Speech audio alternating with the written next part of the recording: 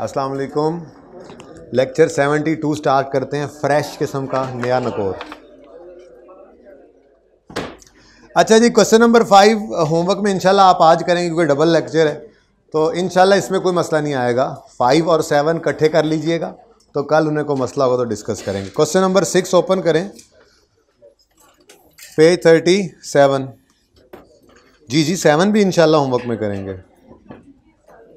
ये 5 होमवर्क में ऑलरेडी था और ये 7 होमवर्क में आ गया, हामिद कंपनी। ठीक है जी, बहुत अच्छा कि आप लोग आ गए। यकीन माने मेरे पे बड़ा बोझ होता अगर आप में से कोई ना आता तो। अभी जो जेन्युइन किसी का इशू होगा ना, वो नहीं आएगा तो उसके लिए मैं अपलोड भी करूँगा, स्टिल कर दूंगा अपलोड। मुझे अपलोड करने से मसला नहीं है लेक्चर, मुझे आप लोगों के यहाँ ना आने पर उस अपलोडेड लेक्चर को भी ना सुनने की वजह से अगली क्लास में फारिग बैठे होने का मसला होता है। ठीक है, तो question number 6, prepare consolidated statement of financial position 31 दिसंबर 2014। एक नई चीज डालेंगे, बाकी काम वही रखेंगे। ठीक है, शुरू करते हैं सवाल। P acquired 70% shares of S. साथ हैं, कायम भी हैं, फिर ऐश हैं, नमाज पढ़ी, खाना खुना खाया, चाय पीनी है, इनको गिन लो और चाय पिला दो इनको। इससे ज़्यादा कोई डिस्कशन नहीं होगी। तो कोई समोसे कौन को नीचे दूंगा समोसे जी। Lecture 74 page number 37, question number 6। पानी नहीं पूछते आजकल तुम, पानी डालो उसमें। अच्छा जी, खामोश। P acquired 70% shares of S, गुस्से में पढ़ा रहा हूँ। On 1 January 11 for 20,000। Following are the balance sheets. पढ़ें बैलेंस शीट्स, पढ़ें ज़रा balance sheets.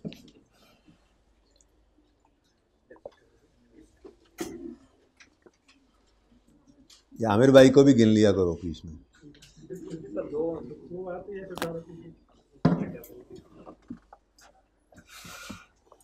Property plant equipment है, इन्वेस्टमेंट्स हैं, आज फिर दोनों की आ रही हैं। चीज़ें रिपीट करते रहेंगे और ये पर्चे में भी आने वाली चीज़ें हैं, मुख्तलिफ इनमें से आती हैं। ठीक है ना, जैसे आज इन्वेस्टमेंट, पिछले सवाल में 73 में इन्वेस्टमेंट फिर इधर आ रही थी, उससे पिछले लेक्चर में 72 लेक्चर में दोनों की इन्वेस्टमेंट आई थी। तो हो सकता है वही कॉन्सेप्ट फिर रिवाइज हो रहा हो। नीचे जाके देखते हैं, इन्वेस्टमेंट है पी की भी एस की भी। आज डेटर इन्वेंट्री अलग अलग है, ओए होए, ऐसा भी हो सकता है। फिर the new thing is share capital, share premium, retained earnings. No, these are not new things. आपका आना मुबारक, बहुत अच्छा किया हजरत, आप आ गए, कैपिटल रिजर्व भी आ गए, आपको आना ज़रूरी था। और मज़े की बात बताऊं, एडजस्टमेंट ये 1 2 3 भी आपकी बरकत में आ जाई हैं, आपके ही इंतज़ार में थी। ये आप ना आते तो ये भी आपकी ज़िंदगी में एडजस्टमेंट्स ना आती। ठीक है जी, ओके। तो new thing is for the time being capital reserve. आगे ना पढ़ें, परेशानियां लाहक हो जाएंगी। सिर्फ इतनी सी बात भी नहीं पढ़नी, नहीं पढ़नी। ठीक है, हमने क्या करना है, 1 2 3 4 5 6 7 8 9 10 11 12 13 14 15 16 17 18 ब्लैक मार्कर निकला है फिलहाल और बैलेंस शीट बनने लगी। पी ग्रुप, पी लिमिटेड, ठीक है, आर ग्रुप हो गया ना। Consolidated statement of F P as on 31 December, ये तो बता दिया करो 2000।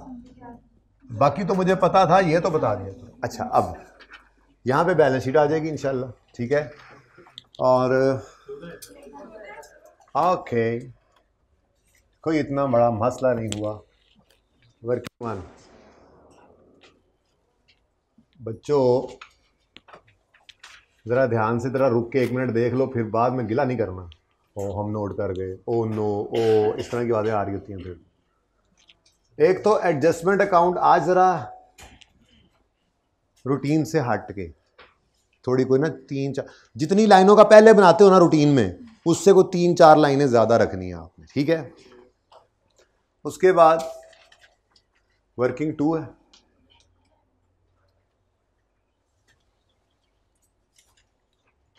थोड़ी सी यार इसके नीचे नया काम होना है। वर्किंग 2 है, एस रिटेन्ड अर्निंग्स। अच्छा इधर देखें ज़रा, इसके नीचे जगह खाली रखिएगा आज। कितनी 4-5 लाइनें, एक नया लेजर बनना है। ओके, फिर ना कहना बताया नहीं। अभी आपको पता लगेगा उस्ताद की बात मानने का आपको कितना फ़ायदा हुआ। आपका आना कितना मेरे लिए आज खुशी का बायस है कि ये सारी एडजस्टमेंट्स आप मेरे साथ क्लास में करके जाएंगे। मुझे ये टेंशन नहीं होगी कि कल बगैर किए आए बैठे होंगे। इसके नीचे भी थोड़ी सी जगह छोड़ दीजिएगा, इसके नीचे भी एक नया अकाउंट आना है, ठीक है। मैंने तो कहा था भाईजान ना छेड़खानी करें। चले मैं बना देता हूँ, उसका नंबर नहीं लगाता, वैसे उसको यहाँ पे थोड़ा सा ऐसे, और अपनी वर्किंग 4। अरे यार नंबर भी नहीं बदले, नंबर क्यों बदलेंगे हम, नंबर क्यों बदलेंगे, नंबर शंबर नहीं बदलते हम बस ये 3.1 कर देंगे, वो 2.1 कर देंगे, ठीक है। वेरी आसान कॉन्सेप्ट, लेकिन फिर भी जो 1-2 भी नहीं आए और उन्होंने लेक्चर ना लिए हुए, उनके लिए मैं ये इंश्योर करूँगा कि एक रुख आज दूसरा रुख कल पढ़ ले इन्हीं चीज़ों का। यानी आज अगर रीवैल्यूएशन नाम का सरप्लस आएगा ना तो कल वही लॉस आ जाएगा, ठीक है। ये कैपिटल रिजर्व्स आज नए आए हैं ना, कल दोबारा आ जाएं, ये मैं इंश्योर कर लूँगा सुबह वाली क्लास में, but it would be different to some extent, ठीक है। अच्छा जी, तैयारी पूरी है जी हमारी। बस आज नई चीज़ क्या है, आपको रिटेन्ड अर्निंग्स के नीचे कैपिटल रिजर्व्स नज़र आ रहे हैं। कैपिटल रिजर्व्स ऐसे ही आप परेशान कर रहा है ये नाम, this is nothing else, this is general reserves जो आप कहा करते थे ना, ये वही है। देखें रिटेन्ड अर्निंग्स को देख के ना यूज़र क्या करता है पता है आपको, शेयर होल्डर क्या करता है, राल टपकाता है, राल टपकाता है, यार इतने प्रॉफिट्स कटे क्यों हैं, हमें बांटो, ठीक है। तो अकाउंटेंट्स कभी कभी इनको अकाउंटिंग ही मार देते हैं, हालांकि समझदार यूज़र को ये पता होता है, फिर भी को मेरे जैसे नासमझ भी होते हैं, तो वो क्या करते हैं, वो प्रॉफिट्स में से कुछ पैसे अलग करके जनरल रिजर्व्स, कैपिटल रिजर्व्स इन्होंने रख दिया है, पता नहीं क्यों कैपिटल रिजर्व रख दिया है, बहरहाल को कैपिटलाइज करने के लिए कोई चीज़, मतलब कोई बिल्डिंग बनाने के लिए शायद रखा हो, what ever is the case, बहरहाल ये रिजर्व्स रिटेन्ड अर्निंग्स में से ही निकाल के रखे जाते हैं अलग। तो ये भी अर्निंग्स हैं, ये भी अर्निंग्स हैं, ठीक है ना। ये रिटेन्ड अर्निंग्स हैं, ये कैपिटल रिजर्व्स, ये भी जनरल रिजर्व्स कह लें, कैपिटल रिजर्व, ये भी क्या हैं, अर्निंग्स हैं, अलग करके रखी हुई हैं ताकि इसमें से डिविडेंड ना बांटना पड़े, ठीक है ना। तो ये एस रिटेन्ड अर्निंग्स थी, तो यहाँ पर हम एस के कैपिटल रिजर्व्स के लिए एक अकाउंट बना लेते हैं। ये कंसोलिडेटेड रिटेन्ड अर्निंग्स हैं, तो यहाँ पे हम 3.1 में कंसोलिडेटेड कैपिटल रिजर्व्स रख लें। अब तरतीब वही होनी है, बिल्कुल कुछ चेंज नहीं है, बस ये नई चीज़ जो मैंने लिख दी। देखो हम क्या करते हैं अभी बताऊंगा, वैसे तो पेरेंट की क्लोजिंग रिटेन्ड अर्निंग्स सीआरई में, सब्सिडरी की क्लोजिंग रिटेन्ड अर्निंग्स एसआरई में, ऐसे ही पेरेंट के कैपिटल रिजर्व्स कंसोलिडेट सी कैपिटल रिजर्व में और सब्सिडरी के capital reserves S capital reserves में, बिल्कुल उसी तरह से। फिर सब्सिडरी की रिटेन्ड अर्निंग्स में जो बचती हैं वो बांटी जाती हैं सी रिटेन्ड अर्निंग्स, कंसोलिडेटेड अर्निंग्स और एनसीआई में। ऐसे ही एस के कैपिटल रिजर्व भी तो वही प्रॉफिट हैं, ये जब बचेंगे तो ये भी ऐसे ही बटेंगे, ये जब बटेंगे तो कंसोलिडेटेड कैपिटल रिजर्व में पेरेंट वाला हिस्सा चला जाएगा और एनसीआई के पास तो एक ही खाता है वहां चला जाएगा। ये काम वही होना है, कोई नया काम नहीं है, बस ये अलग आ जाता है कभी कभी। तो हमने क्या समझना, वही प्रॉफिट्स हैं, बस उनको अलग करके रखा हुआ है। ओके, तो ये नई चीज़ थी। अगली नई चीज़ तो एडजस्टमेंट्स में है, फिलहाल ये नई चीज़ है, इसको डील कैसे करना है हमने देख लिया, तो कोई मसला नहीं है जी, मेरा नहीं ख्याल कोई इतना बड़ा चैलेंज है ये, ठीक है।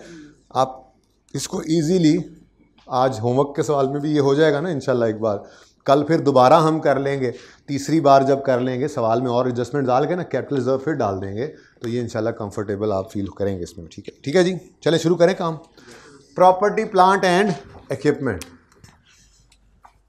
तो नॉन करंट एसेट्स में प्रॉपर्टी प्लांट, इतना लंबा पीपीई लिख रहा हूँ, पूरा लिखना शुरू करें आज से, बस मैं सिर्फ पीपीई पूरा लिख नहीं रहा, बाकी मैं सब पूरे पूरे लिखूंगा आज, पर्चे की तरफ बढ़े ना अब, ठीक है। प्रॉपर्टी प्लांट एंड इक्विपमेंट बताइए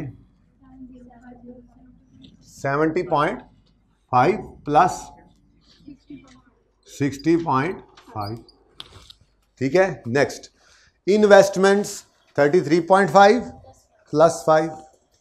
तो एक मिनट, आज यहाँ पे ना एक इंटेंजिबल भी आ रहा है, ज़रा उसकी थां छोड़ दें। वैसे तो गुडविल भी इंटेंजिबल होता है, अगर आ गया तो इधर लिखेंगे पहले, अभी तो मुझे नहीं पता, हो सकता है ना भी आया, आज वो दिन आ ही गया हो जिस दिन ऑपोजिट साइड पे बैलेंसिंग फिगर आ जाए एडजस्टमेंट अकाउंट में। हम तैयार रहें, आज नहीं तो कल आ जाएगा, आ रहा है बस वो, ठीक है। तो गुडविल भी इंटेंजिबल ही है, लेकिन तरतीब ना ख़राब हो इसलिए मैंने अभी वो पुरानी तरतीब पे रखा है। बस ये ज़रा नया काम करना है। एक लाइन खाली छोड़ दी और उसके बाद क्या नज़र आ रहा है जी, इन्वेस्टमेंट्स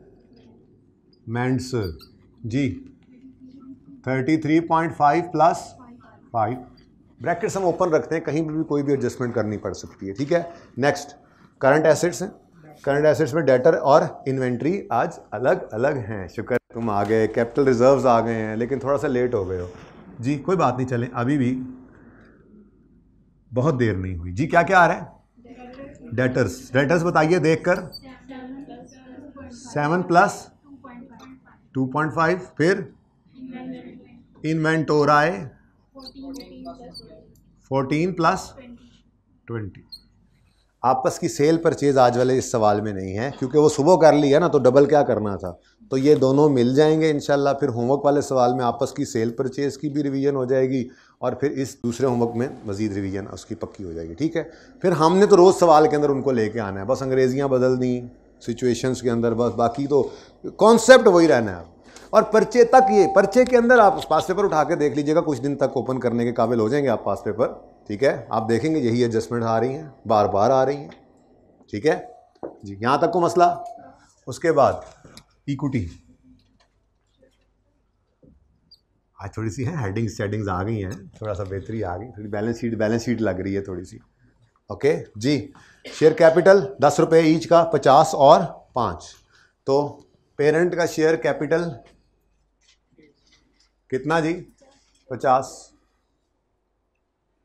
सब्सिडरी का शेयर कैपिटल एडजस्टमेंट अकाउंट में आ जाएगा कितना, 5। शेयर प्रीमियम पेरेंट का 5, सब्सिडरी का 2.5। शेयर प्रीमियम पेरेंट का फेस पे कितना, 5, सब्सिडरी का शेयर प्रीमियम 2.5।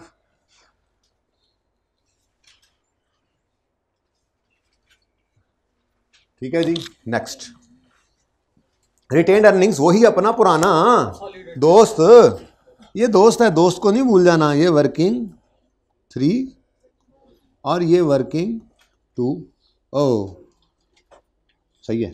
अच्छा ये ज़रा छुप गए हैं, 47 और 32 आपको तो नज़र आ रहे हैं ना, ठीक है।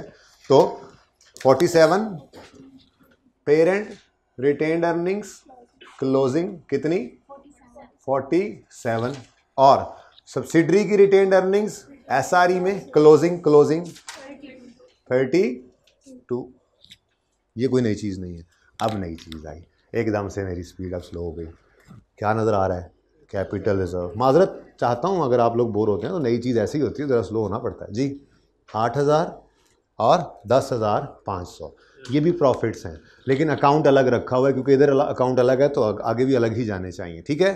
तो ये कैपिटल रिजर्व्स ऑफ पेरेंट हैं, ये कंसोलिडेटेड कैपिटल रिजर्व में जाएंगे क्लोजिंग, ठीक है। और ये सब्सिडरी के कैपिटल रिजर्व्स, ये सब्सिडरी के कैपिटल रिजर्व्स वाले अकाउंट में जाएंगे, ठीक है ना, बिल्कुल वैसे ही जैसे वो, बस नाम बदला है और कुछ नहीं है, ठीक है।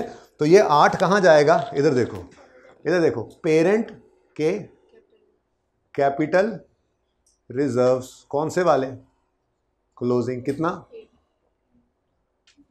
ठीक है। और सब्सिडरी के कैपिटल रिजर्व्स कौन से वाले, कितने, देखो कोई फर्क नहीं है, ये देखो closing SRE, closing capital reserve, closing PRE, closing capital reserves of parent, ठीक है ना, वहीं पे आया, कोई मसला तो नहीं। चलें आगे। आगे फिर स्पीड तेज। करंट लायबिलिटीज, क्रेडिटर्स आ रहे हैं। ओहो, उससे पहले तो आज हमें 3 लाइनें छोड़नी है। यहां पे आएगा कंसोलिडेटेड। सर आज ज्यादा लिख रहे हैं, शाम वाली क्लास है इसलिए। नहीं ऐसी कोई बात नहीं, अब आदत डाल रहा हूं, पूरा लिखना शुरू करें, ठीक है। कंसोलिडेटेड, रिटेन भी पूरा लिखना है आपने। मैं भी पूरा लिखता हूं। कंसोलिडेटेड, वो शेयर अब नहीं मिटाना पड़ेगा। कंसोलिडेटेड रिटेन अर्निंग्स, ये कहाँ से आया करती हैं? वर्किंग 3 से। आज एक और चीज़ भी आएगी, कंसोलिडेटेड CR, जिसको आज हम कैपिटल रिजर्व पूरा लिख रहे हैं। कल से मैं फिर शॉर्ट लिखने लग जाऊंगा, लेकिन आप लोगों ने इसको पूरा ही रखना है। कौन सा बच्चा शुरू से ही पूरा लिख रहा था? माशाल्लाह, इतने अच्छे बच्चे मेरी क्लास में हैं। उसके बाद ये CRE, फिर NCI। नहीं जी, आज NCI नहीं, आज तो नॉन कंट्रोलिंग। अच्छा, ये कहाँ से आएगा? नॉन कंट्रोलिंग इंटरेस्ट, ये वर्किंग फोर्स से। उसके बाद कोई नॉन करंट लायबिलिटी नहीं है जी। एक आधी लाइन फिर भी छोड़ दिया करें, वैसे आना कुछ नहीं है अब करंट लायबिलिटीज में। आज सही है, बड़े दिनों बाद ऐसे भरा पूरा बोर्ड नजर आया। इस तरह खाली बोर्ड पड़ा होता था। जी बोलो। 15 30। महमूद, मेरी स्पीडें चेक की हैं तुम्हारे टेस्ट के लिए? कितनी टेंशन पड़ी हुई है। 1 मिनट में हमने सारी बैलेंस शीट उतार दी है। देखो, ये होती है स्पीड। अरे राजी भी तो रखना है उसको। हाँ जी, कोई मसला? उधर ही है बोर्ड पे रखें। जब मैं कहूँ तो बुलाऊंगा तो आ जाइएगा। कोई मसला जी? इतना सबने नोट कर लिया तो आगे चले। सिर्फ हमने क्या किया है, 1 2 3 4 5 6 7 8 9 10 11 12 13 14 15 16 17 18, इतनी ही थी फिगर्स।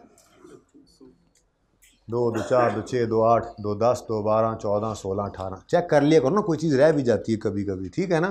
तो एक नज़र डाल दी, कितनी फिगर्स थी? 18, सारी की सारी पहुंच चुकी हैं, ठीक है। इसको ऊपर कर दें, रफ़ी को मसला हो रहा है अभी? नहीं हो रहा, ओके। अच्छा, यहाँ तक कोई मसला नहीं है तो अगला धमाका करें। चलो, छोड़ो धमाके को, बल्कि सुन लो धमाके को। Following further information is available at the time of acquisition. वैसे कब? P limited acquired 70% shares of S limited यकम जनवरी फॉर। पहले तो ये मसला है, ये क्या कह रहा है? ये वो 4 साल तो छोड़ो, वो तो बात ही बात की है। वो तो 4 साल पहले तो किया था। वो कह रहा है कि 20,000 की खरीदी है। यहां पे नजर आ रहा है 33,500 परसों, मतलब 70, ये 4 लेक्चर है ना, 72 लेक्चर वाली बात रिपीट हो रही है, ठीक है ना। कि बैलेंस शीट कह रही है इन्वेस्टमेंट 33,500 की है, अदर इन्फॉर्मेशन कह रही है कि जी नहीं 20,000 है। तो मतलब इसने कहीं और भी इन्वेस्टमेंट्स कर रखी होंगी, किसी के थोड़े शेयर्स खरीदे होंगे जो सब्सिडरी नहीं बनी होगी, ठीक है। ऐसे ही यस ने भी किसी के शेयर्स खरीदे होंगे। तो इसका तरीका वारदात क्या रखा था हमने, बाद में देखा ना हमने, कोई बात नहीं। कितना है जी? 20। यहां से हमने किया माइनस, ठीक है जी, और एडजस्टमेंट अकाउंट में जाके रख, ठीक है। ये क्या है जी? Investment in S. कोई वर्किंग नहीं की आपने, एडजस्टमेंट में ये अदर इंफॉर्मेशन में गिवन था ये इन्वेस्टमेंट इन सब्सिडरी। डन, चले। अच्छा, मैं कह रहा था धमाका करें, चलो। Following further information is available at the time of acquisition. S had a debit balance on retained earnings of 6,000। Normal बात नहीं क्या? यानी जब हम सब्सिडरी को खरीदने गए थे तो वो लॉसेस में घिरी हुई थी, मतलब उसके रिटेन्ड लॉसेस थे। क्या थे जी? Retained earnings. ठहर जाओ, रिटेन्ड अर्निंग्स जी। मेरे पास 20 रुपए की रिटेन्ड अर्निंग्स पड़ी हैं, मेरा प्रॉफिट आया 10 रुपए का, कोई डिविडेंड नहीं बांटा, 30 की रिटेन्ड अर्निंग्स हो गई। क्रेडिट बैलेंस है, डेबिट साइड पे लिखा हुआ है। अगले साल जी 30 की अर्निंग्स पड़ी थी, मुझे लॉस आ गया 40 का, ओए तो कैरी डाउन भी इधर ही आ गया, इसको कहते हैं डेबिट बैलेंस। यानी बैलेंस शीट में ये इस तरह से नज़र आएगा आपको। लेट्स से ये 2001 है और ये 2002 है, तो 2000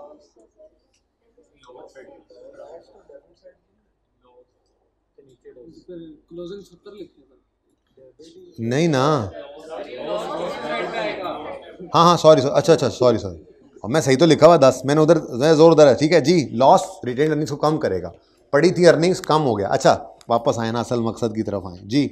जब हम सब्सिडरी को ख़रीदने गए, उस सब्सिडरी की इक्विटी के अंदर शेयर कैपिटल भी बेहतरीन पड़ा था, ठीक है जी, एक 10 रुपये का नहीं 15 रुपये का, ठीक है। शेयर प्रीमियम कोई पता नहीं था या नहीं था, लेकिन रिटेन्ड अर्निंग्स जो हैं ये 2001 के अंदर हम सब्सिडी खरीदने नहीं गए, कितनी है 30 की, नॉर्मल है ये, ठीक है।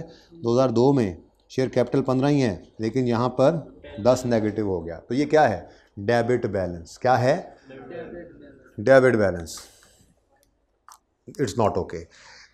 30 लेट हो गया ना मेरा स्टूडेंट, अब मुझे फिर दुख हो रहा है। अभी वो कल चलें, अभी भी बात काबू में ही है। हम बात ये कर रहे हैं कि रिटेन्ड अर्निंग्स की बजाय डेबिट बैलेंस कब आता है, जब इतने लॉसेज आए हमने लिख भी ऑपोजिट साइड पे दिया था कि वो 30 की अर्निंग्स पड़ी थी, उनको खाकर उल्टा नेगेटिव साइड पे चला गया। यानी कि रिटेन्ड अर्निंग्स प्रॉफिट्स हैं, प्रॉफिट्स की नेचर क्रेडिट है, अगर वो डेबिट बैलेंस शो कर रहा है तो मतलब लॉसेज हैं, रिटेन्ड लॉस है, रिटेन्ड अर्निंग नहीं है, ठीक है ना। ये थोड़ा सा हमने कॉन्सेप्ट समझा कि रिटेन्ड अर्निंग्स नेगेटिव कब होती हैं। ये नहीं कि डिविडेंड ज़्यादा ले गए, ये कभी नहीं कहना, बचपन में भी पढ़ी होगी, FR 1 में आपको ये बात पढ़ाई गई होगी स्टेटमेंट ऑफ चेंज इक्विटी के अंदर। रिटेन्ड अर्निंग्स का नेगेटिव बैलेंस आने का ये मतलब नहीं होता कि आप ड्राइंग ज़्यादा ले, डिविडेंड ज़्यादा निकाल लिया आपने। डिविडेंड भाई प्रॉफिट्स में से ही बटता है, प्रॉफिट्स होंगे तो बटेगा, नहीं तो नहीं बटेगा, ओके। ये कब आता है, जब लॉसेज इतने आए कि वो रिटेन्ड अर्निंग्स को खा जाएं, और हम अभी चल भी रहे हैं। जो रिजर्व क्रिएट हुए तो वो भी खाए गए, लॉसेज चल रहे हैं, लेकिन हम चलाए जा रहे हैं, तो ये रिटेन्ड अर्निंग्स नेगेटिव बैलेंस आता है। खैर छोड़े इस बात को, मैं क्या कह रहा था, जब हम खरीदने गए एस को, जब हम खरीदने गए एस को, तो at time of acquisition S had a debit balance of on retained earnings of 6000। फिलहाल अगला ना पड़े, वो नॉर्मल है, वो पुरानी बात है, अगली बात तो बिल्कुल ही ना पढ़नी, अभी सिर्फ इस पे फोकस करें। हाँ जी, हम जब एस को ख़रीदने गए तो उसकी रिटेन्ड अर्निंग्स कितनी थी 6000 डेबिट, नेगेटिव छोड़े। अगर पॉजिटिव होती थी तो हम क्या कहते थे, लेट्स से हम कहते थे 32 है, इसमें से 7 रुपये की अर्निंग्स वो हैं जो पहले से थी, तो हम क्या करते थे, हम यहाँ पे लिखते थे प्री 7 और यहाँ पे लिख देते थे 7 और यहाँ पे जाकर लिखते थे रिटेन्ड अर्निंग्स प्री वाली, यही करते थे ना। आज क्या हुआ, आज क्रेडिट बैलेंस नहीं है। क्रेडिट बैलेंस पड़ा होता था, उसको वहाँ से निकाल लेते थे ना। ये क्रेडिट बैलेंस इसके अंदर 7 पड़ा था, इसमें से हम निकालते थे और निकाल के इसको वहाँ फेंक देते थे। लेकिन आज क्या हुआ है, आज तो डेबिट बैलेंस है, यानी प्री इस तरफ आज नहीं आ सकती, आज तो प्री किस तरफ आएगी, और है भी कितनी 6, ठीक है। अब ये 6 अगर इधर क्रेडिट हुआ है तो यहाँ पे डेबिट बनता है, ठीक है ना। रिटेन्ड अर्निंग्स की बजाय क्या है, लॉस है, माना। लेकिन अब एक मसला है, वो मसला ये है कि हम प्रोपोर्शनेट शेयर जैसे निकालते हैं, ये तो यहाँ नहीं आया, तो हम क्या करते हैं इक्विटी की वैल्यू निकालते हैं। तो आज हम डिब्बा ऐसे बनाएंगे, हम डिब्बा ऐसे बनाएंगे, ये और ऑकवर्ड हो जाएगा, तो बिल्कुल माना माइनस नहीं कर सकते। लेकिन आज ज़िंदगी में पहली बार हम लेजर में माइनस लिखने लगे। हम कुछ ऐसा काम करेंगे जिससे इक्विटी की वर्थ यहीं पर बराबर वाली आ जाए, जिससे परसेंटेज लग सके। ये बिल्कुल सही है, ये गलत नहीं है। लेकिन जब आप प्रोपोर्शनेट शेयर निकालने लगें, मिसाल के तौर पर प्रोपोर्शनेट बेसिस के ऊपर आपने NCI को रखना है, तो उसमें क्या होता है, share capital, share premium, retained earnings इकट्ठे होते हैं ना। आज ये क्या है, 5 जमा 2.5 माइनस 6, 5 जमा 2.5 माइनस 6 करना है, ठीक है ना। तो वो फिर कैसे करेंगे, ऐसे डिब्बा बनाएंगे। तो उसका हल फिर अकाउंटेंट्स ने ये निकाला कि इसको इधर डेबिट ना करो, इसको मजबूरी के दर्जे में यहाँ पर लिख दो और ज़िंदगी में पहली बार एक लेजर के अंदर नेगेटिव साइन इस्तेमाल कर लो। ये एक बार दोबारा देख लें प्लीज़। नई चीज़ दोबारा देखें, नई चीज़। आज तक क्या होता आ रहा था, हम सब्सिडरी को खरीदने जाते थे, बैलेंस शीट में क्लोजिंग अर्निंग पड़ी है, ठीक है, 3-4 साल पहले हमने सब्सिडरी को खरीदा, सवाल में लिखा होता था जिस दिन खरीदने गए थे उस दिन इसकी अर्निंग्स थी लेट्स से 12 रुपये, तो हम 12 रुपये को यहाँ से डेबिट करके यहाँ क्रेडिट करते थे और उसके बाद यहाँ डिब्बा लगा के कहते थे जी ये सब्सिडरी की टोटल इक्विटी की वर्थ है जिसमें से इतना हमारा नहीं है, करते थे ना, ठीक है। आज क्या हुआ, आज इस तरफ कुछ भी नहीं है, प्री में अर्निंग्स थी ही नहीं, बल्कि प्री में तो उल्टा लॉसेस थे, ठीक है। तो फिर वो इधर आ गया, कितना है 6। अब उसूली तौर पे अगर ये यहाँ क्रेडिट होता था तो यहाँ पे डेबिट करते थे, ऐसे ही है ना, और यहाँ पे लिखते थे रिटेन्ड अर्निंग्स। हाँ प्री ही होता है, इसमें सारा कुछ प्री ही होता है, आप छोड़ो लिखना भी छोड़ देते हैं, ठीक है ना। तो यहाँ से डेबिट करते थे, यहाँ क्रेडिट करते थे। तो उसूली तौर पे अगर ये इस तरफ क्रेडिट साइड पे आ गया है तो फिर इस रिटेन्ड अर्निंग्स को डेबिट इधर होना चाहिए था, ठीक है।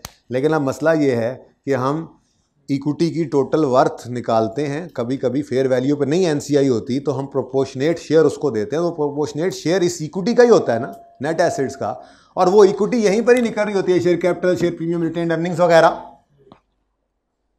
समझ आ रही है। तो अगर इसको इधर पड़ा रहने दिया तो यहाँ पर इक्विटी की वर्थ सही नहीं आएगी, और अगर यहाँ पड़ा रहे तो मुश्किल अलग होगी। तो फिर इसका हल अकाउंटेंट्स ने ये निकाल लिया कि कोई नहीं, मसला खैर है, हम अपनी नॉर्म से आज हट ही जाते हैं, ठीक है, हम इसको लिख देंगे। तो बड़ा आसान कॉन्सेप्ट है, ये मुश्किल नहीं है। अगर एक्विजिशन के वक्त रिटेन्ड अर्निंग्स होंगी तो वो इक्विटी की अंदर पॉजिटिव चीज़ है, प्रॉफिट्स पड़े हैं, और अगर एक्विजिशन के वक्त डेबिट बैलेंस यानी लॉसेस पड़े हैं रिटेन्ड सब्सिडरी में, तो ये कोई अच्छी बात नहीं है, ये इक्विटी की वर्थ को कम कर देगा, ठीक है। यहाँ तक कोई मसला?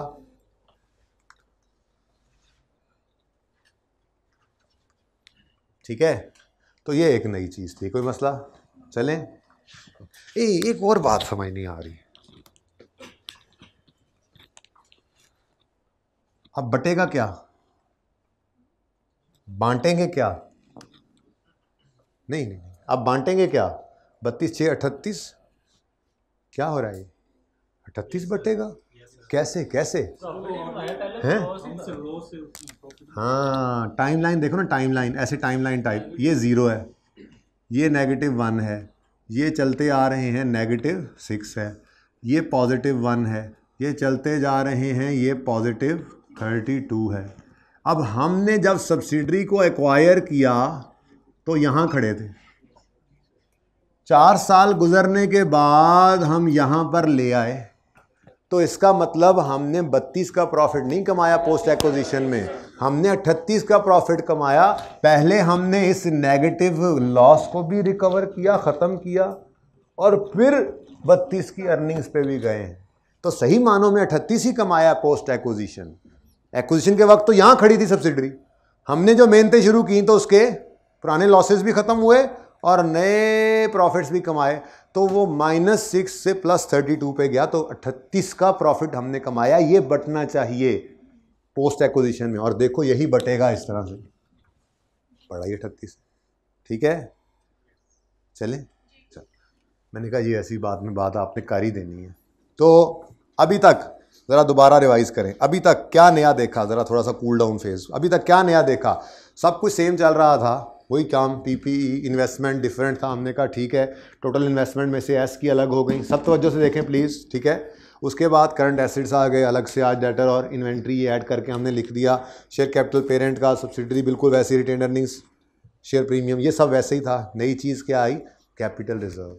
मैंने आपसे कहा कि ये वही है, रिटेन्ड अर्निंग्स में से ही रिजर्व क्रिएट हुए, तो यानी ये भी प्रॉफिट्स हैं, बांटे नहीं हैं, ये भी प्रॉफिट्स हैं, बांटे नहीं हैं। तो नई चीज़ क्या की हमने, इधर देखें, हमने सब्सिडरी रिटेन्ड अर्निंग्स का जहां अकाउंट खोला होता था वहीं पर सब्सिडरी कैपिटल रिजर्व्स का अकाउंट खोल लिया, कुछ नया नहीं किया। ये भी प्रॉफिट्स हैं, ये भी फिर से बस अलग करके रखे हुए थे, तो हमने भी अलग ही रखना है। जहाँ पे कंसोलिडेटेड रिटेन अर्निंग्स आती थी, जिसमें पेरेंट की रिटेन अर्निंग्स भी आती थी, सब्सिडरी का पोस्ट का शेयर भी आता था, वो अभी भी वैसे ही है। लेकिन पेरेंट के भी कैपिटल रिजर्व्स आ रहे थे, तो हमने कंसोलिडेटेड कैपिटल रिजर्व का अकाउंट खोला। इसमें पेरेंट के कैपिटल रिजर्व आ गए और सब्सिडरी के कैपिटल रिजर्व्स में से पोस्ट का पोर्शन भी यहाँ पे आ जाएगा। ये एक नई चीज़ हमने देखी, इससे पहले कोई नई चीज़ नहीं थी, ठीक है। उसके बाद आगे बढ़े तो पहली ही एडजस्टमेंट में हमें एक और सरप्राइज मिला, और वो सरप्राइज पहली बार देखा हमने कि at the time of acquisition S had a debit balance on retained earnings amounting to 6। तो हमने कहा आज तक credit balance normal, retained earnings का नॉर्मल बैलेंस क्रेडिट है, आज तक कभी नहीं आया था डेबिट, लेकिन अब तो बहुत कुछ होना है, अभी तो शुरू हुई है कंसोलिडेशन, तो ऐसा भी हो गया, ठीक है। तो ये 6 के प्रॉफिट्स नहीं है, ये 6 के रिटेन्ड लॉसेज हैं। तो प्रॉफिट होते तो हम कहते थे प्रॉफिट्स, क्लोजिंग प्रॉफिट्स जितने रिटेन हैं उनमें से प्री वाले निकाल के इधर रखो। आज प्री वाले प्रॉफिट्स नहीं है, लॉसेज हैं, तो फिर इधर से निकालने नहीं हैं, इनको ऑपोजिट साइड पे लिखें और यहाँ पे नेगेटिव साइन के साथ लिखें। तो नई चीज़ें अभी तक सिर्फ 2 पढ़ी हैं हमने, एक कैपिटल रिजर्व्स आ जाना, दूसरा एक्विजिशन के वक्त सब्सिडरी के रिटेन्ड अर्निंग्स की बजाय लॉसेज पड़े होना, क्रेडिट बैलेंस की बजाय डेबिट बैलेंस पड़े होना। कोई मसला है तो पूछ लें, लेट आने वाले भी, वो तो अब नहीं समझाऊंगा मैं जी। ये कैपिटल रिजर्व्स हैं, ठीक है, इनका ट्रीटमेंट वही सेम, मैं रिपीट इसीलिए कर रहा था कि जो 2-3 बच्चे बाद में आए हैं वो भी इसको सुन लें। 100% सेम ट्रीटमेंट रिटेन्ड अर्निंग्स जैसा है, बस अलग कैपिटल रिजर्व्स मैंने कहा जनरल रिजर्व्स हैं। जनरल रिजर्व्स लाइक अर्निंग्स में से ही निकाल के अलग करके रखे हुए हैं। तो हम क्या करते थे, एस रिटेन्ड अर्निंग्स में से प्री को इधर रखा और पोस्ट को बांट दिया। तो एस कैपिटल रिजर्व्स के साथ भी ऐसे ही करेंगे, प्री वाले इधर ले जाएंगे अभी इंशाल्लाह और पोस्ट को बांट देंगे, बस इतना सा काम किया, ठीक है ना। इसको ऐसे ही करना है, अभी ख़त्म भी होने दें, ओके। फिर देखते हैं, फिर कोई मसला हुआ तो क्लास के बाद कुछ बच्चों ने टेस्ट तैयार करना है, जब वो कर लेंगे तो फिर हम अपना बाद में क्लास को कंटिन्यू भी कर सकते हैं, जिनके क्वेश्चंस होंगे, ओके। अपलोड भी होना है, भाग ना जाना, आप यहाँ निकले कुंडी लगा दो आमिर भाई। अच्छा, यहाँ तक को मसला, आगे तो सब नॉर्मल है। और जो रिजर्व्स हैं एंड रिजर्व्स यानी कैपिटल रिजर्व्स, हाँ वो नॉर्मल है। And capital reserves had a credit balance of 2000, ये भाई पुराना काम ही है, ठीक है। तो ये हैं क्लोजिंग कैपिटल रिजर्व्स, सब्सिडरी के क्लोजिंग कैपिटल रिजर्व्स, ठीक है। प्री कितने हैं, सवाल ने बताया 2 हैं, तो वो यहाँ से डेबिट, ये नॉर्मल ही है, ये डेबिट होता तो अभी ऐसे ही हो जाता, ठीक है ना। तो यहाँ से डेबिट करके यहाँ पर क्रेडिट कर दिए, और ये क्या है, कैपिटल रिजर्व्स। ये प्री बिल्कुल सेम ट्रीटमेंट, ठीक है। समझ तो नहीं आ रही। अब कोई एडजस्टमेंट ना हुई तो यहाँ से बाकी का 8.5 बांट देंगे, जो परसेंटेज 75-25 है मेरे ख्याल से, 75-25 है ना, 70-30 कर लो, जो भी होगी, जो आप कहोगे वही परसेंटेज होगी, टेंशन नहीं लो, ठीक है, जो सवाल में लिखी है। यहाँ तक कोई मसला, चलें आगे, नई चीज़ कर लें फिर आज, okay. I think you guys are ready now.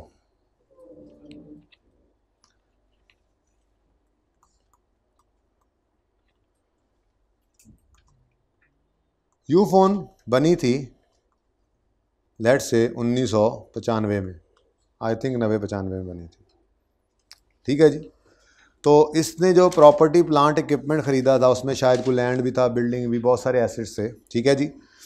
उनकी कॉस्ट तो पता नहीं क्या है, चलो उनकी कॉस्ट लेट से थी 70 रुपये, ठीक है। लेकिन 1995 से ये हम डेप्रीशिएट करते आए और आज का दिन 20 रुपये तक डेप्रीशिएट हो चुके थे। और लेट से आज है 1 जनवरी 2011, आज ये 50 रुपये की बुक वैल्यू पे पड़ी है। आज हम 1 जनवरी 11 को सब्सिडरी को ख़रीदने चले गए, ठीक है।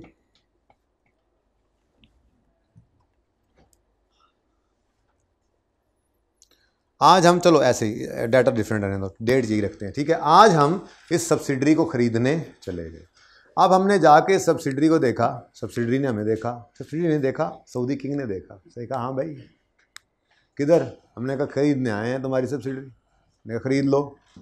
हमने कहा पीपीई के 50 रुपये तुमने लगाए हुए हैं, चलो 45 में दे दो, 50 में दे दो। उसने कहा भाईजान कॉस्ट मॉडल है, ये बुक वैल्यू है, इसमें एक प्लॉट ऑफ लैंड पड़ा है, ठीक है ना, वो ख़रीदा तो था मैंने यहाँ 70 के अंदर, वो 20 रुपये का था, लेकिन अगर तुम आज बाज़ार में इसको बेचो ना मेरे दोस्त, तो ये यकम जनवरी 11 फेयर वैल्यू लगवाओ। और मैं आपको बताता हूँ, ये जो आपके सामने एसेट्स पड़े हैं ना जी, इनकी अगर आज आप मार्केट में बेच के वैल्यू लगवाओगे तो लेट से 135 रुपये बनेगी। तो आपका क्या ख्याल है, क्या हमें वो 50 रुपये में ये सब्सिडरी के एसेट्स बेचेगा? ओ यार एसेट्स क्या हैं, इधर देखो, उस दिन भी बताया था कि एसेट्स हैं कैपिटल इक्विटी प्लस लायबिलिटी कहते हैं ना, ठीक है, और इक्विटी को फिर क्या कह देते होते हैं हम, नेट एसेट्स, ठीक है ना। तो मैं कहता हूँ जी लायबिलिटी 1 रुपये की नहीं है फॉर इंस्टेंस, ठीक है, तो मैं नेट एसेट्स वही होंगे एसेट्स जो इक्विटी है, ठीक है ना। अब मैं क्या कह रहा हूँ, हमारे पास नेट एसेट्स जो हैं, टोटल सारे जो एसेट्स हैं 10 रुपये, एक 5 रुपये, एक टोटल कितने बनाए थे 50 के, एक 35 रुपये, या 3 एसेट्स पड़े, ठीक है ना। तो इन 3 एसेट्स की बुक वैल्यू क्या है 50, ठीक है ना। तो यही इक्विटी के अंदर पड़ा होता है, हम कहते हैं जी लेट से ये शेयर कैपिटल है जी 30 रुपये का और रिटेन्ड अर्निंग्स हैं जी 20 रुपये की, इस तरह से होती है ना इक्वेशन कंप्लीट हुई। तो हम ये कहते हैं, हम नेट एसेट्स कह लो या इक्विटी की वर्थ कह लो, ये बैलेंस शीट टैली हो जाती है ना इस तरह से। ओके, लायबिलिटीज़ अगर मैं अज्यूम करूं कि मेरी अकाउंटिंग वर्जन ये थी, assets equals equity plus liabilities में मेरे पास एसेट्स थे 50 के और इक्विटी भी थी 50 की, लायबिलिटीज़ 0 है। मैंने ये एग्जांपल में ये अज्यूम किया ज़रा समझाने के लिए, ठीक है। अब एक ही बात है, हम यही कह रहे होते थे, हमने ऐसे लिखा होता था शेयर कैपिटल रिटेन्ड अर्निंग्स, यही होता है ना हमारी वर्किंग वन में, और डिब्बा लगाया, डिब्बा लगा के कहा इसकी वर्थ कितनी है 50, और फिर उसे कहते हैं हाँ भाई 50 वाली चीज़ कितने में दोगे, बात समझ आ रही है। तो ये इक्विटी बोलो नेट एसेट्स बोलो, बात तो एक ही है ना। अच्छा, अब हम गए, ये 50 की इक्विटी देखकर हमने कीमत लगाई, भाईजान 50 रुपये में दे दें ये सब्सिडरी हमें। हमने कहा पता भी है इस सब्सिडरी की असल वैल्यू क्या है? हमने कहा क्या? हमने कहा 135, जाओ बाज़ार में कीमत लगवा के देखो। तो क्या ख्याल है, 50 में बेचेगा? वो ये चाहेगा कि पहले मैं इन एसेट्स को 135 पे लेके आऊँ, फेयर वैल्यू पे लेके आऊँ। ये कोई रीवैल्यूएशन मॉडल ऑफ IAS 16 नहीं है भाई, जरा ट्रीटमेंट वैसा ही हो रहा होगा, एसेट बढ़ रहा है, ठीक है, तो लेकिन वैसे ये IAS 16 नहीं कहता इस तरह से, ठीक है ना। ये IFRS 3 और 10 कह रहे हैं कि एट डेट ऑफ एक्विजिशन सारे एसेट्स को, कल लायबिलिटीज भी देखेंगे, फिलहाल आज एसेट्स ही हैं, सारे एसेट्स को, सारी सब्सिडरी के इक्विटी को आप आज की वैल्यू पे लेकर आओ, फिर गुडविल कैलकुलेट करो, गुडविल तब सही निकलेगी, ठीक है। आप कहो जी 50 वाली चीज़ कितने में बेचनी है, वो कह रहा है 150 में, अब उसके ज़हन के अंदर 135 इसकी कीमत है, वो 150 लगा रहा है, आप क्या कहोगे? 50 वाली 150 में खरीदी, 100 रुपये गुडविल के दिए। हालांकि ऐसी बात नहीं है। असल कहानी क्या है? असल में तो एसेट्स 135 के हैं, गुडविल के तो सिर्फ 15 ही बने। तो IFRS 3 और 10 ये कहते हैं गुडविल सही कैलकुलेट होनी चाहिए। एक तो ये बात है। दूसरी बात, आम फहम बात है, अगर आप सब्सिडरी खरीदने गए हैं सऊदी किंग से, तो वो सबसे पहले क्या करेगा, अपने एसेट्स को फेयर वैल्यू पे लेकर आएगा ताकि वो सही कीमत मांग सके, ठीक है ना। तो आज हम जो सीखने जा रहे हैं वो है रीवैल्यूएशन ऑफ, फिलहाल आज assets, revaluation of assets of subsidiary on date of acquisition, ठीक है, ताकि सऊदी किंग को सही कीमत मिले, खुशी खुशी जाए। 50 रुपये सुनाओगे नाराज भी होगा, ठीक है ना। सही कीमत मिले, वो खुशी खुशी जाए, और हमारी किताबों में गुडविल सही सही आए। बात समझ आ रही है?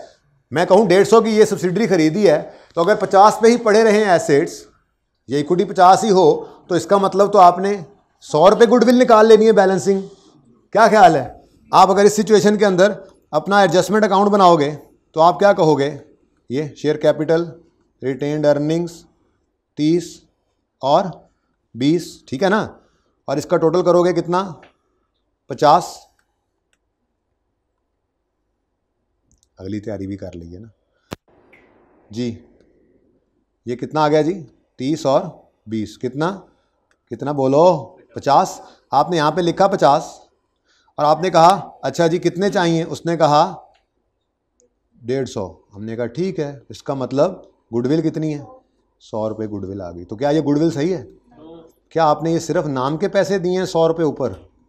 नहीं, नाम के पैसे नहीं हैं, इसमें तो कुछ एसिड्स की फेयर वैल्यू भी बढ़ी हुई थी, वो भी पढ़े हैं। तो वो सिर्फ गुडविल तो ना हुई, फिर वो तो एसिड्स की वैल्यू में इंक्रीज आया, लैंड पड़ा बढ़ गया है, बिल्डिंग मटेरियल कीमत आसमानों को चूरी है, वो उसकी कीमत बढ़ गई है।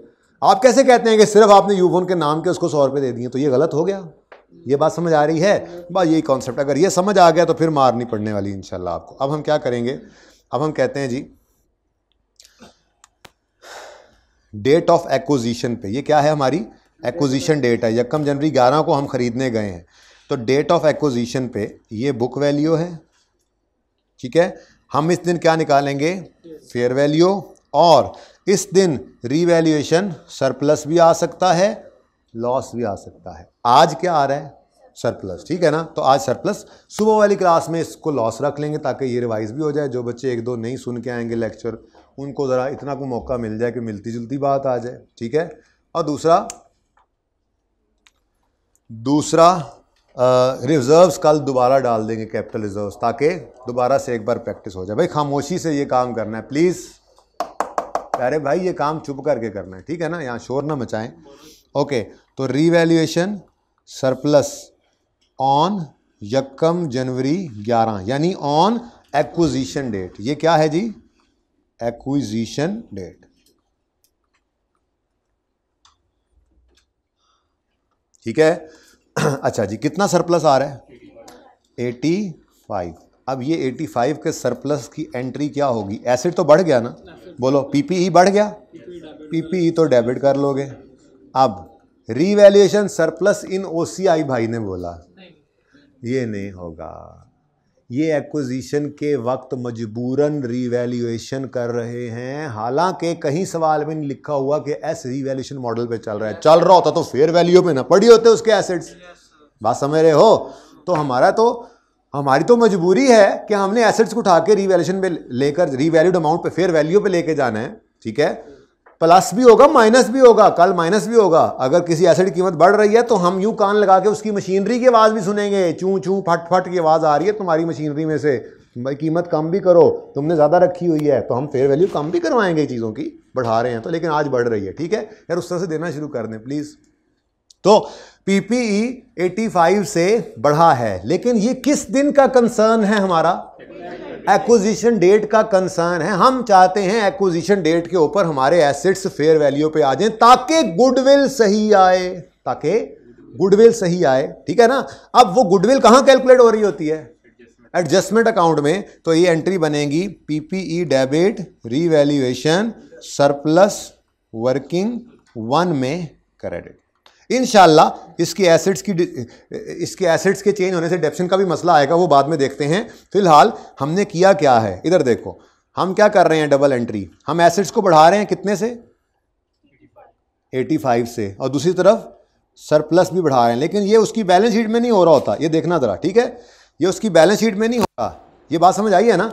हम चाहते हैं एसेट्स भी 135 पे आ जाएं, ठीक है, ताकि इक्विटी 135 पे आ जाए इस एंट्री से, और 135 वाली इक्विटी की हमें 150 देकर 15 रुपये गुडविल निकालें।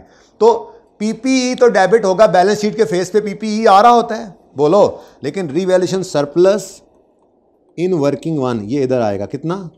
85। अब जब ये आएगा ना इधर, दूसरी तरफ हमारी यहाँ पे consolidated statement of financial position बन रही होती है ना, उसमें नॉन करंट एसेट्स भी आ रहे होते हैं, पीपीई भी आ रहा होता है, पेरेंट का भी आ रहा होता है, सब्सिडरी का भी आ रहा होता है। ये एडजस्टिंग एंट्री पड़ती है ऐसे, PPE debit revaluation surplus in working 1 credit. ठीक है, अब जैसे ही ये एंट्री पड़ती है हमारी इक्विटी कहां पे पहुंच जाती है? आज ये book value of net assets नहीं है, आज ये fair value of net assets है। दोनों में डिफरेंस क्या है? रीवैल्यूएशन सरप्लस का। आज से पहले ऐसा नहीं हो रहा था। हमने आज से पहले यहां पे क्या लिखा था? Net assets of S. आज पूरी बात सुनो, वो क्या थी? वो book value of net assets of S थी। ठीक है, लेकिन आज जब हमने इसमें रीवैल्यूएशन सरप्लस या लॉस भी कर डालेंगे, फेयर वैल्यू पे ले आना है ना, तो जब हमें सरप्लस लॉस यहां डाल देना है तो फिर ये नेट एसेट्स ऑफ एस की बुक वैल्यू नहीं रहेगी, फेयर वैल्यू बन जाएगी। फेयर वैल्यू, भाई बहुत अहम बात हो रही है यार, फेयर वैल्यू एडजस्टमेंट जब होगी तो ये फेयर वैल्यू पे आ जाएगी। अब ये फेयर वैल्यू पे आ गई, अब हम कह सकते हैं 135 वाली चीज के हमने कितने पे किए? 15, तो फिर हमारी 150, तो फिर हमारी 15 की क्या आ गई? गुडविल। ठीक है, तो गुडविल सही कैलकुलेट हो गई। और दूसरा, उसकी एसेट्स की सबकी भी उसको महसूस नहीं हुई। सऊदी किंग जो है वो नाराज भी नहीं होगा, जाते हुए नाराज हो जाता है, वैसे भी वो ऐसी बातें नहीं करते, तो नाराज नहीं करना उसको। हम कहेंगे यार आपके एसेट्स 135 के हैं, हम नहीं कहते 50 के हैं, और इसके बताओ कितने लेने हैं, तो कहते चलो ठीक है 150 दे दो, तो खुशी खुशी जाएगा, वो खुशी खुशी जाएगा कि यार हाँ मेरे एसेट्स की वैल्यू थी और हम सही गुडविल रिकॉर्ड कर रहे होंगे। ओके, क्लियर है? चलो, ये एडजस्टमेंट मैंने आपको सिखा दी। अच्छा, अब अगला मसला क्या होगा? सवाल ख़त्म है इस एडजस्टमेंट के बाद, क्योंकि आपको पता है आगे तो 3 अदद एडजस्टमेंट्स हैं, उसमें 3 डिफरेंट एसिड्स हैं, तीनों के साथ ये ट्रीटमेंट करना है जो मैंने एक में सिखा दिया है। ठीक है ना, बस वो ट्रीटमेंट हमने करते जाना है और सवाल ख़त्म हो जाना है, और तो कुछ बचा नहीं सवाल के अंदर। इसलिए मैं पूरा जोर लगा रहा हूँ इसके ऊपर, ये नई चीज़ है। ये बात समझ आ रही है? ज़रा दोबारा से रिवाइज करते हैं क्या क्या नया था आज। सबसे पहले कैपिटल रिजर्व्स नए आए, कुछ नया नहीं किया। जैसे एसआरई बनता था, एस कैपिटल रिजर्व बना, सीआरई बनता था, सी कैपिटल रिजर्व बना, एस रिटेन्ड अर्निंग्स क्लोजिंग इधर, एस कैपिटल रिजर्व क्लोजिंग इधर, पेरेंट रिटेन्ड अर्निंग्स क्लोजिंग इधर, पेरेंट कैपिटल रिजर्व क्लोजिंग इधर। ठीक है, एस की प्री यहां से निकालो, यहां डालो। आज उलट था, नई चीज आई थी, डेबिट बैलेंस आ गया, इधर लिख के नेगेटिव साइन कर दिया। एस के कैपिटल प्री वाले कैपिटल रिजर्व यहां से निकालो, इधर रखो, बाकी दोनों में से क्या निकल के जाएंगे? पोस्ट वाले प्रॉफिट्स। रिटेन्ड अर्निंग्स और एनसीआई में कैपिटल रिजर्व्स बटेंगे कैपिटल रिजर्व्स और एनसीआई में। ये नई चीज थी, ठीक है ना। उसके बाद आज हमने नई मुसीबत को हाथ डाल दिया, कल भी इसी पे चलेंगे, लेकिन कल ऑपोजिट साइन, ठीक है ना, कल लॉसेज आएंगे इंशाल्लाह। हमने जब सब्सिडरी को एक्वायर करना चाहा तो हमें पता चला कि सब्सिडरी के, आपके तो बिस्किट्स भी ड्यू हैं, कोई बात नहीं, चलो बाद में ले लेना, आप क्लास चलने दो, ठीक है जी। एस के जो एसेट्स हैं उनकी फेयर वैल्यू और बुक वैल्यू में डिफरेंस है, और किताबों में जो हमारे सामने बैलेंस शीट जो टेबल पे पड़ी है, जिसके उस तरफ सऊदी किंग बैठा है, इधर हम बैठे हैं और बार्गेनिंग हो रही है, उसमें जो बैलेंस शीट पड़ी हुई है उसमें बुक वैल्यू पर एसेट्स पड़े हैं। अब सही नहीं है ये, ना कीमत हम सही लगा सकेंगे, ठीक है, ना गुडविल सही निकलेगी। हम कीमत भी सही नहीं लगा सकते, हमें जब तक इस चीज की फेयर वैल्यू का नहीं पता होगा हम सही कीमत कैसे ऑफर कर सकते हैं उसको, ठीक है। तो फिर हम क्या करेंगे, हम एसेट्स को फेयर वैल्यू पे लाएंगे। आज एसेट्स बढ़े हैं, फेयर वैल्यू गेन आया है, करेंगे क्या चीज, ये काम भी ना हम इंशाल्लाह आने वाले दिनों में ये डायरेक्ट किया करेंगे, ठीक है ना। ये तो बस ऐसे ही आज एक दो दिन और एक दो दफ़ा और भी कर लेंगे, book value versus fair value, surplus या लॉस, एक दो दफ़ा करने के बाद फिर पर्चे में ये नहीं करना, पर्चे में तो यूँ देखना है बुक वैल्यू 10 है, फेयर वैल्यू 15 है, 5 का सरप्लस, चलो डायरेक्ट एंट्री। लेकिन आज समझे, ठीक है, यहाँ तक कोई मसला? अब अगली चीज़, एसेट बढ़ रहा है कि कम हो रहा है? अगर एसेट बढ़ रहा है तो डेप्रिसिएशन भी बढ़ेगी कि नहीं बढ़ेगी? हाँ, बोलो, मैं चाहता हूं तुम बोलो ताकि मैं जवाब दूं। चलो फिर पहले मुझे लिखने दो, फिर तुम सवाल करो। एसेट बढ़ रहा है तो डेप्रिसिएशन बढ़ेगी। डेप्रिसिएशन बढ़ने की एंट्री क्या सीखी हुई है? Depreciation expense debit, asset credit. हजार चल लिख ले भाई, डेप्रिसिएशन एक्सपेंस डेबिट और पीपीई क्रेडिट, ठीक है जी। अब पूछो क्या मसला है? चेंज इन एस्टीमेट, किसने कहा चेंज इन एस्टीमेट? ये जब फेयर वैल्यू लगवा रहा है तो हाँ डेप्रिसिएशन चार्ज कर रहे हैं ना। हाँ ना, यही तो मैं कह रहा हूँ कि ना ना, हाँ ना नहीं, ना ना, वो कौन से मॉडल पे चल रहा है? आज भी कॉस्ट पे क्या वो उठा के फेयर वैल्यू पे ले आए? नहीं। अच्छा, मसला यहीं से तो बात समझानी है कि हमने ये जो डेप्रीसिएशन निकालनी है वो सिर्फ इस 85 पे ही निकालनी है। क्या मतलब? मतलब 50 के ऊपर वो डेप्रीसिएशन कर चुका। अगर यकम जनवरी 11 को हमने खरीदा और हम खड़े हैं 31 दिसंबर 11 पे, मैं एक साल को पहले साल की बात कर रहा हूँ, ठीक है, तो 50 पे तो वो डेप्रिसिएशन चार्ज कर चुका है। हम चाहते थे डेप्रिसिएशन चार्ज हो 135 पे, 50 पे वो ऑलरेडी कर गया, कितने पे नहीं किया? 85 पे। तो हम उस बाकी 85 पे ही कर रहे हैं भाई। पहली बात, पूरे 135 पे चार्ज नहीं हुई डेप्रिसिएशन। क्यों? क्योंकि एस तो बुक वैल्यू, वो कॉस्ट मॉडल भी चल रहा है, ये तो हम मजबूरी में कंसोलिडेशन के अंदर इसको उठा के ले आए 135 पे। लेकिन जब हम इनको 135 पे लेकर आए तो अब हमारी कंसोलिडेटेड फाइनेंशियल स्टेटमेंट्स के अंदर ये 135 के एसेट्स पड़े हैं ना। और बोलो 135 के एसेट, बाकी 15 तो गुडविल में चला गया ना, 135 के एसेट्स पड़े हैं तो डेप्रिसिएशन भी 135 रुपए की एसेट्स की होनी चाहिए ना। अब एस कितनी कर चुका? 50। कितनी नहीं हुई डेप्रिसिएशन? 85। तो वो उस 85 के ऊपर हम डेप्रिसिएशन। बेटा ये चेंज इन एस्टीमेट नहीं है, सब्सिडरी किताबों में आज भी 50 पे है, सेपरेट में ये 50 पे ही रहेगा। सर आप कह रहे हैं कि 50 पे चार्ज होनी चाहिए सर, वो तो यार वो तो एक ही बात है ना यार। 50 का मतलब ये है, आप 70 को ओरिजिनल लाइफ से कर लो या 50 को रिमेनिंग से, बात तो एक ही है ना। मैं ये कह रहा हूँ कि 50 नहीं डेप्रिशिएट होना है अभी, जैसे मर्जी करो, स्ट्रेट लाइन के हिसाब से 70 डिवाइड बाय ओरिजिनल लाइफ करते रहो, आपकी मर्जी है। 50 डिवाइड बाय रिमेनिंग करो, आपकी मर्जी है। मैं ये नहीं कह रहा, मैं कह रहा हूँ बस सही है, समझो ये नहीं है, ठीक है ना, बुक वैल्यू यही कॉस्ट है, ठीक है, अब सही है। 50 पर डेप्रिसिएशन चार्ज हो गई, उसने कर दी, क्योंकि उसके एसेट्स यहाँ पे पड़े हैं, कोई गलती नहीं है तो सब सही हुआ होता है। अभी तक हम रोज ही बैलेंस शीट्स को ऐड कर रहे हैं, किसी को ये तो नहीं कहा कि इसने ये गलत किया होगा, ये सही, ठीक है। तो एसेट बढ़ के कहाँ पे चला गया? 135 पे।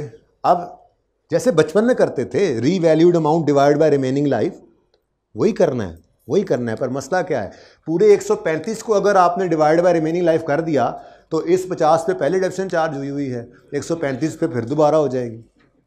तो मसला किससे है? हमें, जिसकी डेप्रिसिएशन चार्ज हो चुकी वो 50 है, इससे मसला नहीं है। मसला हमें है जिस पर डेप्रिसिएशन चार्ज नहीं हुई। इस कंसोलिडेशन एडजस्टमेंट की वजह से हमें ये एडिशनल डेप्रिसिएशन चार्ज करनी पड़ती है। तो उस एडिशनल डेप्रिसिएशन को हम कैसे निकालेंगे ये ज़रा देख लें। हम रीवैल्यूएशन सरप्लस की अमाउंट पकड़ेंगे, रीवैल्यूएशन सरप्लस को पकड़ेंगे, उसे हम डिवाइड करेंगे रिमेनिंग लाइफ से। बात वही है आज भी। क्या करेंगे? अब आप कहोगे सर रिमेनिंग लाइफ आ गई, हाँ तो अब बुक वैल्यू को भी रिमेनिंग लाइफ पे करो, बराबर हो गया ना काम, ठीक है। वो उन्होंने कर लिया होगा, हमें इससे कोई सरोकार नहीं, ठीक है। मुझे एक बार लिखने दो, फिर शक्लें सीधी करता हूँ। रिमेनिंग लाइफ, रीवैल्यूएशन सरप्लस को डिवाइड किया किससे जी? रिमेनिंग लाइफ से, और मल्टीप्लाई कर दें। अगर यकम जनवरी 13 को आपने इसे खरीदा है, गुडविल निकल आई, गुडविल निकाल के बैलेंस शीट में लिख दी, ठीक है, और यकम जनवरी 11 को, अब 31 दिसंबर 11 पे खड़े हो तो 1 साल की डेप्रिसिएशन का मसला है।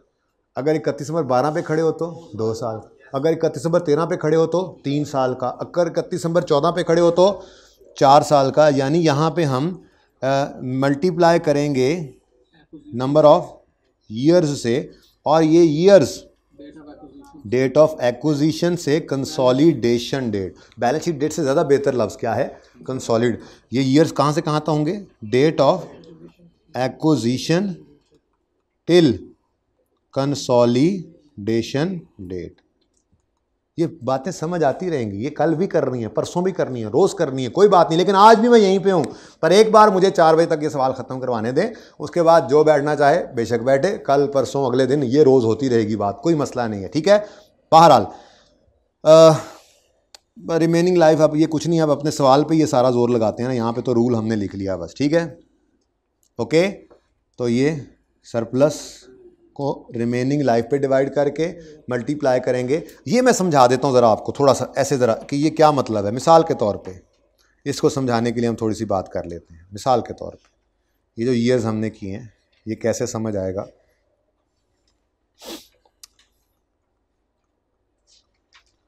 हमने सब्सिडरी को एक्वायर किया, मैंने ज़बानी बोला था, मैं वही लिख रहा हूँ, 1 जनवरी 11 पे, और कंसोलिडेशन हम कर रहे हैं एक मिनट शुरू किया तो अब ऐसे ही सही, 1 जनवरी 11 को ही, तो डेप्रीसिएशन कितनी आएगी? कोई डेप्रीसिएशन नहीं आएगी, क्योंकि बस सरप्लस ही रिकॉर्ड करना था। बाकी अभी टेंशन कोई नहीं है कि उसने डेप्शन कितनी कर दी और हमने कितनी करनी थी, अभी होनी नहीं, इस दिन तो कोई नहीं होनी। यानी अगर 1 जनवरी 11 को खरीदना और इसी दिन कंसोलिडेशन कर दें तो डेप्रीसिएशन की कोई एंट्री नहीं होगी। यहाँ तक कोई मसला? चलें आगे। हमने 1 जनवरी 11 को सब्सिडरी खरीदी और हम 31 दिसंबर 11 को इसको कंसोलिडेट करने लगे हैं, तो ये ईयर्स कितने बनेंगे? 1। ठीक है, यानी हम यूं करेंगे, हम कहेंगे जी revaluation surplus divided by remaining life multiplied by 1 year. ठीक है, अगर हमने 1 जनवरी 11 को एक्वायर किया और हम कंसोलिडेशन कर रहे हैं इसकी 31 दिसंबर लेट से 14 पे, लेट से मैंने देख लिया, लेट से सवाल की तैयारी भी साथ साथ करें ना, 31 दिसंबर 14 पर, तो डेप्रीसिएशन निकालने के लिए क्या करेंगे? रीवैल्यूएशन सरप्लस को डिवाइड करेंगे रिमेनिंग लाइफ पे इनटू 4 ईयर्स। ठीक है जी,